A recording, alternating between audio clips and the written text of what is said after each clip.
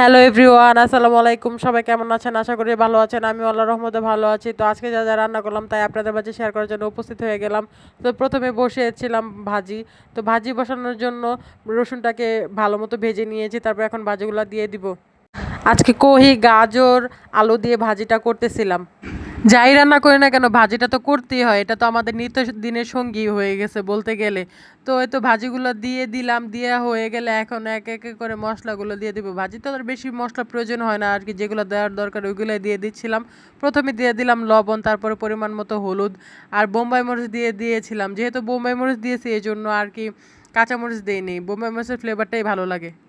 তাই একটু বোম্বাই মরিচ দিয়ে ঢাকনা দিয়ে ঢেকে দিয়েছিলাম সবজিটা।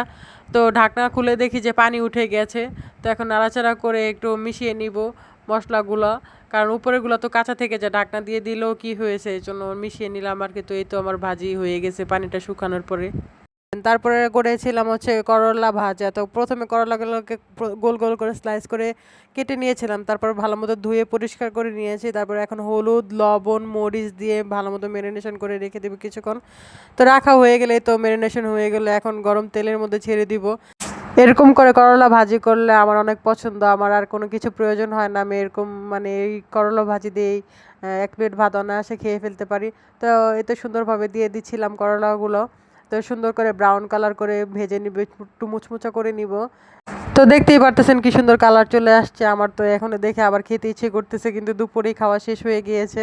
তো এই তো আমার করলা ভাজাগুলো কমপ্লিট হয়ে গিয়েছে। এখন আমি অন্য পাশে রান্না করব হচ্ছে মাছ দিয়ে, ভেন্ডি দিয়ে, আলু দিয়ে পাতলা ঝোল রান্না করব। তার জন্য মাছগুলোকে ভালো মতো আগে ব্রাউন কালার ভেজে নিব। আর এদিকে পেঁয়াজ বসিয়ে দিয়েছিলাম। পেঁয়াজটা যখন ব্রাউন কালার চলে আসছে, পরিমাণ মতো রসুন দিয়ে দিব। রসুনটা ভাজা হয়ে গেলে একটু পানি দিয়ে দিব যাতে মশলাটা পুড়ে না যায়। তারপরে দিয়ে দিব হলুদের গুঁড়া, মরিচের গুঁড়া, ধনিয়ার গুঁড়া, লবণ দিয়ে ভালো মতো কষিয়ে নিব। উপরে যখন তেল ভেসে আসবে আগে থেকে ধুয়ে রাখা ভেন্ডিগুলো দিয়ে দিব। এই তো ভেন্ডিগুলো দিয়ে দিলাম, তারপরে ভালো মতো নাড়াচাড়া করে নিলাম যাতে মশলাগুলো লেগে যায় গায়ে, তার জন্য। তারপর এখন ঢাকা দিয়ে দিব, কিন্তু আলু কাটতে ভুলে গিয়েছিলাম তাই সাইড দিয়ে একটু আলু কাটতেছিলাম। আলু কাটা হয়ে গেলে ধুয়ে দিয়ে দিব। এখন আলুগুলোর সাথে তো মশলা মিক্স হতে হবে, তার জন্য আলুগুলোর সাথে মশলা মিক্স করে নিচ্ছিলাম। এই তো দেখতেই পারতেছেন মশলাটা মিক্স করা হয়ে গেছে। এখন ঢাকনা দিয়ে ঢেকে দেবো যাতে ভালো মতো কষে যায়। যে কষানোর পরে ফাইনাল লুক ভালোই কালার এসেছে। তারপরে পরিমাণ মতো পানি দিয়ে দিলাম যাতে সিদ্ধ হয়ে যায়। যেহেতু মাছ দিয়ে পাতলা ঝোল রান্না করব তাই তো পানি তো অবশ্যই লাগবে। তো পরিমাণ মতো পানি দিয়ে ঢাকনা দিয়ে ঢেকে দিলাম। আর এদিক দিয়ে মাছগুলো ভেজে আগে উঠিয়ে রেখেছিলাম। তো যখন ভেন্ডিটাও সিদ্ধ হয়ে যাবে, আলুগুলোও সিদ্ধ হয়ে যাবে, লবণ চেক করে নিলাম সবই পারফেক্ট আছে, তখন একে একে করে সকল মাছগুলো দিয়ে দিব। মাছগুলো দিয়ে একটু ওয়েট করব, তারপরে ধনিয়া পাতা দিব উপর দিয়ে যখন হয়ে যাবে।